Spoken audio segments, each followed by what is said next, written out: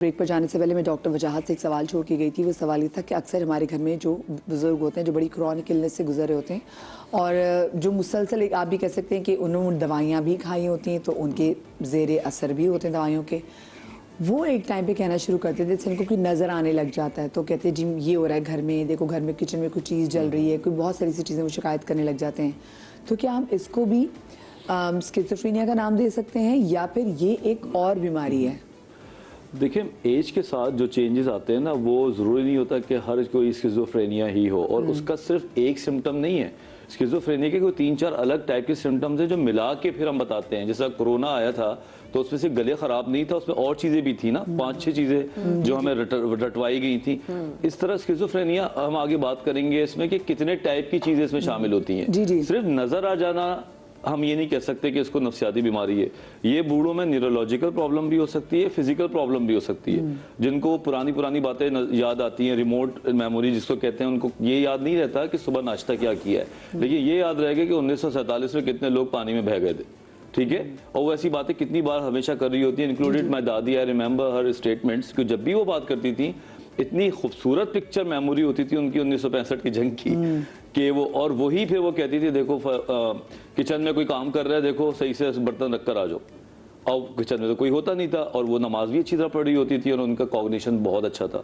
तो स्किज़ोफ्रेनिया एक चीज से नहीं होता, ये बूढ़ों का या एज में दिमाग के चेंजेस की वजह से भी हो सकता है, जिसके अंदर उनको बाकायदा चीजें नजर आ रही होती हैं जो उनके सबकॉन्शियस में चल रहा है। जो फिल्म उनके दिमाग में चल रही है, फर्ज करो आज उनके दिमाग में मामू चल रहे हैं, ठीक है, मामू के कोई वाकया चल रहा है, तो वो इतना ज्यादा दिमाग में मिल्क शेक बना हुआ होता है कि वो उनको चीजें नजर आ सकती हैं। अभी मैं एक पेशेंट को फेज 4 में देखने जाता था, इंतकाल हो गया, उनका बहुत एजेड थी, उनको अपने नौकर से रोज वो कमरे में लड़ती थी और नौकर होता नहीं था। और रोज उनका ये मसला था, गालियां बकरी कोने पे खड़े होके कि ये देखो खिड़की के पीछे फिर आ गया, ये आ गया, वो आ गया। तो उसको ट्रीटमेंट करने से पहले फैमिली के सेशंस हमने किए, 2-3 उनको बताया कि ये बीमारी है और उनको मैंने किताबचे भी दिए कि ये पढ़ लें आप लोग। अब लोग पढ़ते तो नहीं है ना लोग। ऐसे में क्या करना चाहिए? उनको कहना चाहिए कि वहाँ पे कोई नहीं खड़ा, या कहना चाहिए कि हाँ आप ठीक कह रही हैं? जैसे ब्रेक में भी रुबीना कह रही है, फिर क्या करें, हमने क्या कहा? भाई देखो, आपको नजर आ रहा है ये ग्रीन है और मैं आपसे लड़ना शुरू कर दूं, नहीं ये रेड है, और ये भी लड़े ये रेड है, और आपको लगता है ग्रीन है, तो आपकी तबीयत को तो और खराब होना है ना। बिल्कुल। जो उनके फर्म्स बिलीव्स हैं एट दैट टाइम, जब वो इतने स्ट्रांग है, आप उनको कॉन्फ्लिक्ट ना करें, उनको आप मना ना करें, आप उस वक्त लेट इट गो। और उसके बजाय आप ये सोचें कि इनकी ट्रीटमेंट को बेहतर करें तो इनको खुद ही ग्रीन नजर आना शुरू हो जाएगा। और बूढ़ों में किसी हद तक सही होता भी नहीं है जो बात है, एजेड जो लोग होते हैं। इसलिए हम कहते हैं कि 55 साल की एज के बाद अपने दिमाग को आप इस्तेमाल करते रहें, ताकि आप बुढ़ापे तक आपका दिमाग जो है ना वो इतना बुरा ना हो कि आपके लेवल ही खराब हो जाए। और हमारे यहाँ ये पे होता है कि हम कहते हैं चलो जी जैसे 60 हो गए तो उसके बाद आप जो है आपने रिटायरमेंट ले लिया और फिर आप घर को बैठ गए और दिमाग का इस्तेमाल खत्म कर दिया।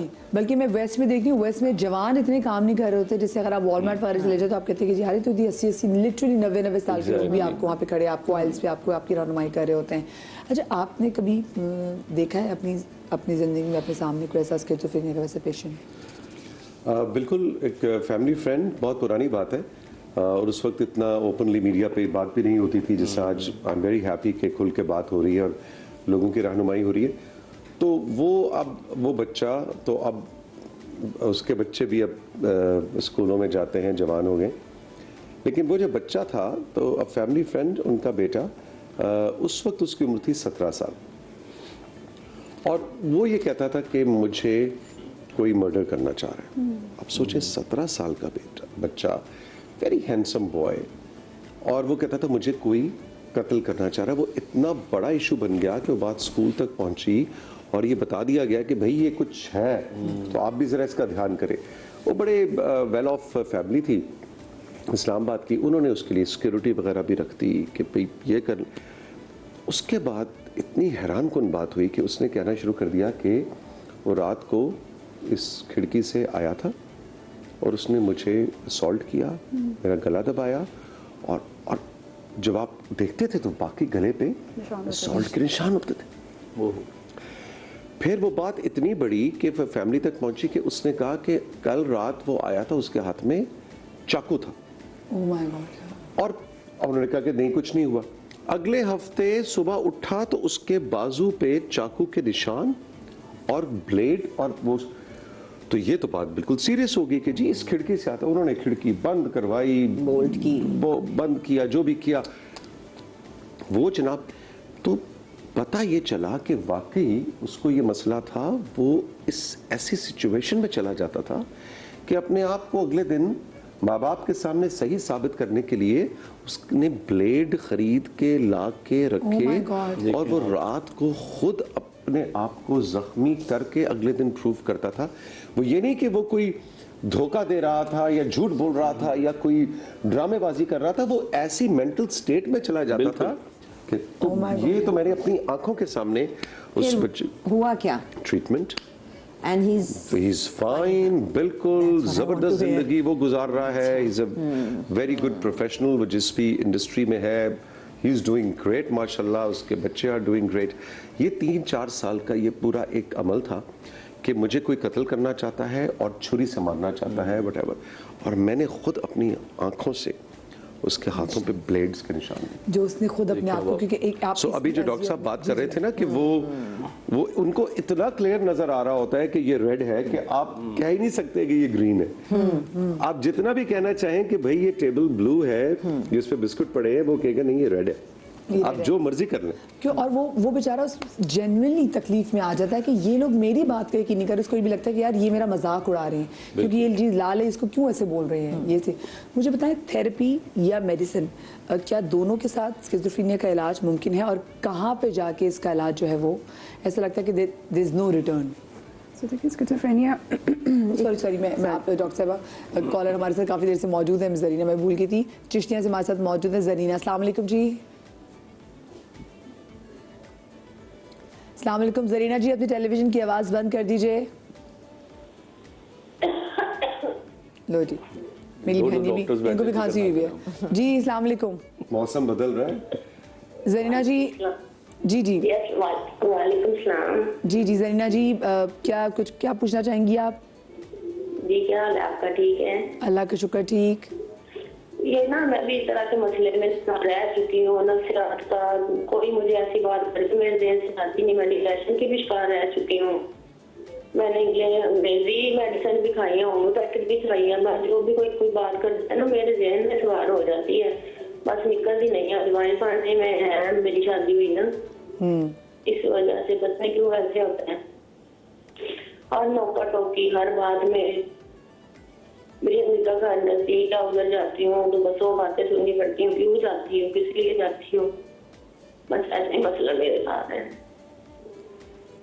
चलें ठीक है, हम डॉक्टर साहब से इस हवाले से पूछ लेंगे, बात भी कर लेंगे, लेकिन मुझे बताएं कि आपको क्या लग रहा है कि इनके साथ क्या प्रॉब्लम हो सकती है वैसे? So देखिए दिस इज बहुत लिमिटेड इन्फॉर्मेशन है, but based on what she is saying, I mean the first thing that we need to tell है, आई एम वेरी सॉरी कि वो इस चीज़ से गुजर रही हैं, and at this point in time अगर इनके घर, अब ये किस जगह पर हैं ये हमें नहीं पता, वहाँ पे कोई चिश्तियाँ, अब इनके करीब अगर कोई बड़ी डिस्पेंसरी है, क्योंकि पंजाब का जो हेल्थ केयर सिस्टम है वो काफ़ी अच्छा है, तो अगर वो जा सकें, if you can get a referral to see a psychiatrist, इनको साइकोलॉजिकल और साइकाइट्रिक दोनों सपोर्ट की ज़रूरत है। इनकी मेडिकेशंस एक दफ़ा फिर से रिव्यू होने की ज़रूरत है, और एक दफ़ा डिटेल में हिस्ट्री लेने की ज़रूरत है। कई दफ़ा ट्रीटमेंट रेजिस्टेंट डिप्रेशन होता है, it might be treatment resistant depression, तो उसमें फिर जितने भी फैक्टर्स होते हैं उनको आप आइडेंटिफाई करेंगे, and then you start addressing them one by one. ठीक है। और अगर मेडिकेशन एडहेरेंस का प्रॉब्लम है, कई दफ़ा ऐसा होता है कि लोग अफोर्ड भी नहीं कर सकते दवाई, जी, या फिर थेरेपी अफोर्ड नहीं कर सकते, जी सेशंस एक्सपेंसिव होते हैं।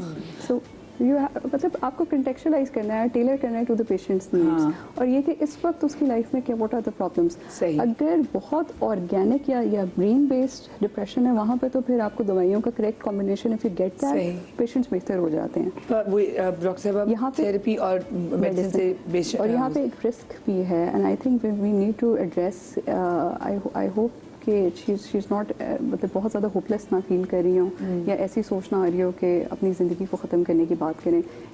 मैं उनको सिर्फ ये कहना चाहूँगी कि आप परेशान मत हो, ये चीज़ें बेहतर हो सकती हैं।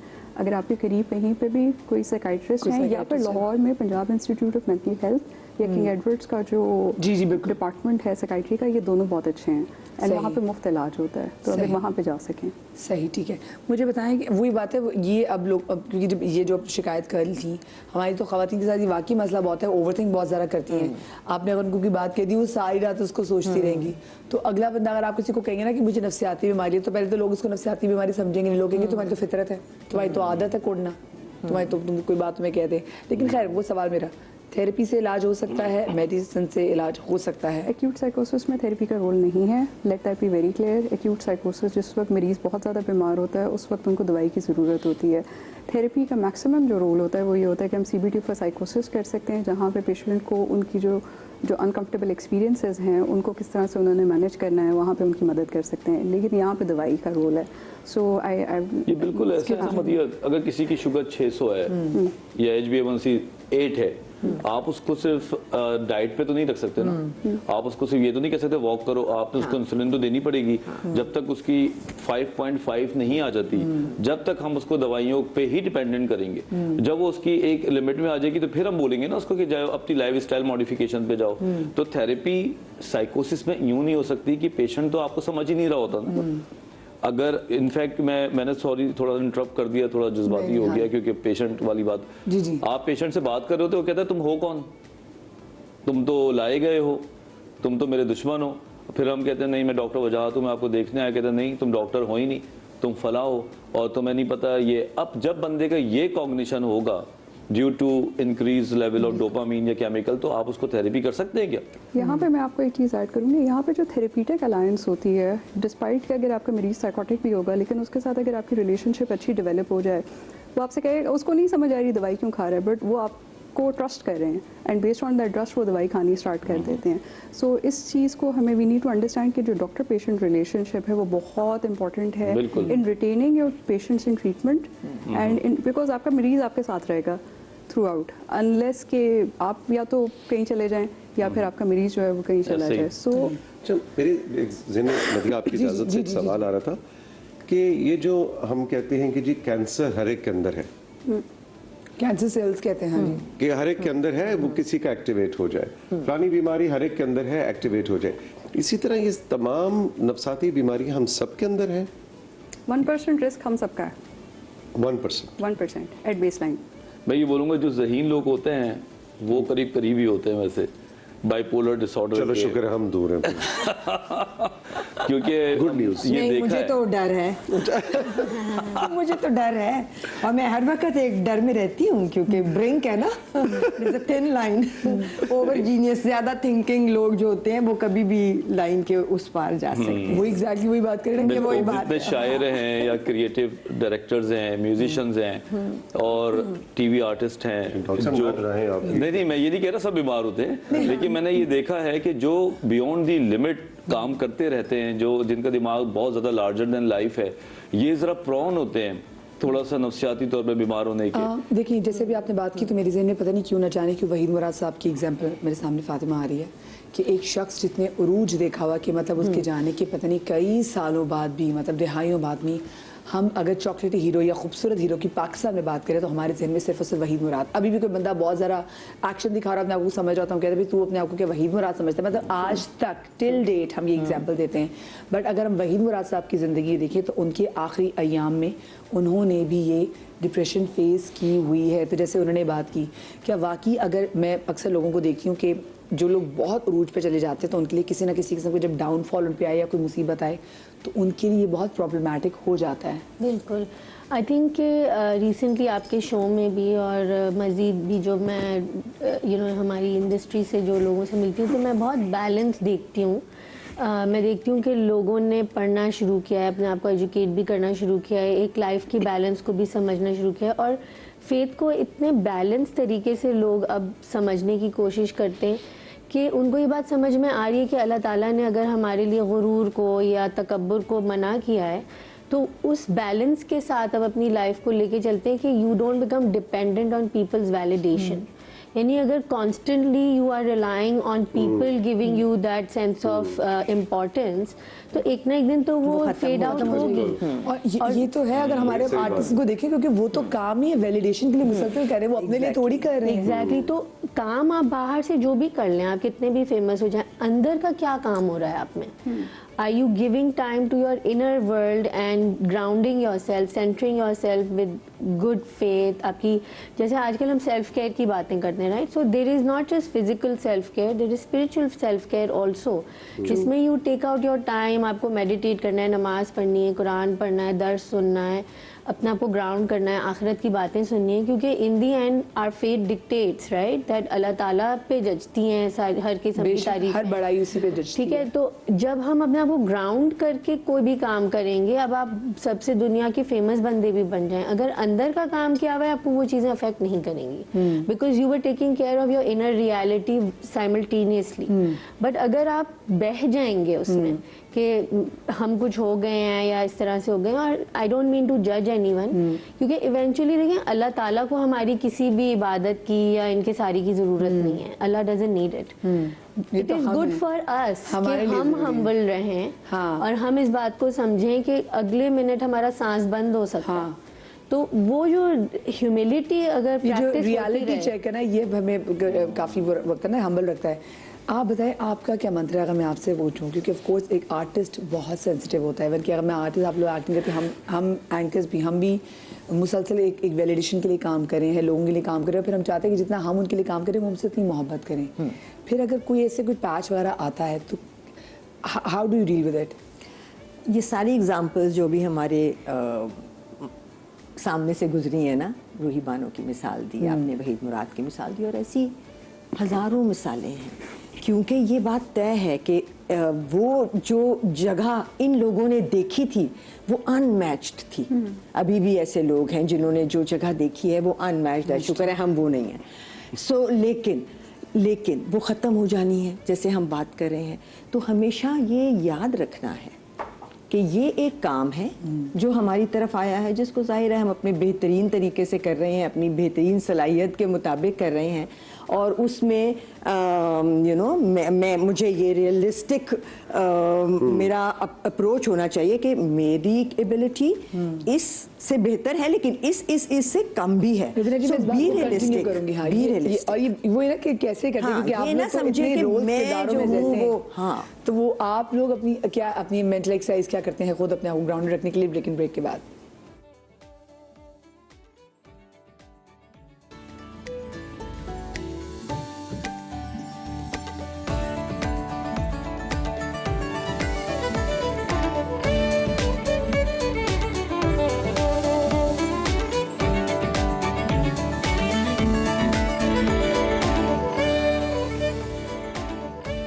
जी जनाब, welcome back after the break. और ब्रेक पर जाने से पहले मैंने एक सवाल पूछा